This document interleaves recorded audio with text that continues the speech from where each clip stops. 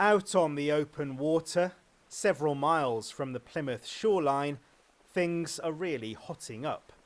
This impressive-looking piece of kit is being lowered off the back of a research survey vessel.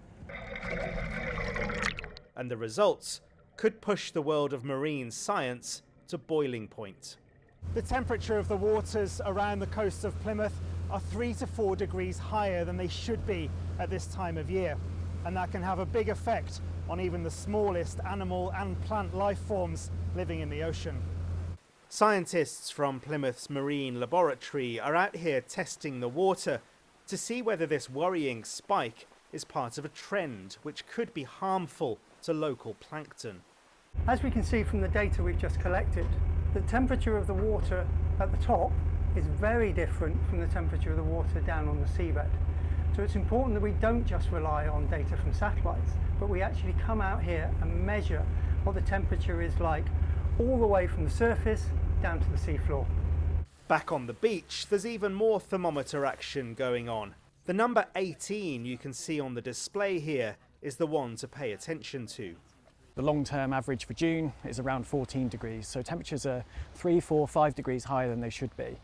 And although that doesn't sound particularly hot, it's unprecedented in the records that we have of temperatures around the northeast Atlantic. Life on Earth is strongly influenced by changes in temperature, and so whether it's phytoplankton or seaweeds or fish, any warming event will affect their biology. But what's too early to say really is the impact of this particular event on the whole ecosystem.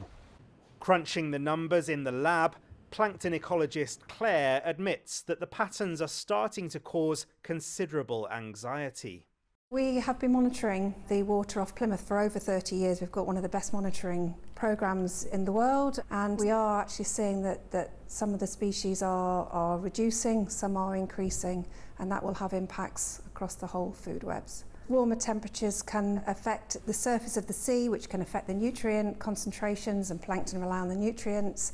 And as the nutrients decrease, different plankton will take their place, and that will obviously impact on the food chains. We will know, we're collecting all the data, and we will know later this year when we've got all the samples analysed and the data generated. The technology available to monitor these things has made great strides in recent years, and the Southwest really is at the forefront of worldwide marine research, allowing us to see what lies beneath the waves like never before. Sam Blackledge, ITV News, off the coast of Plymouth.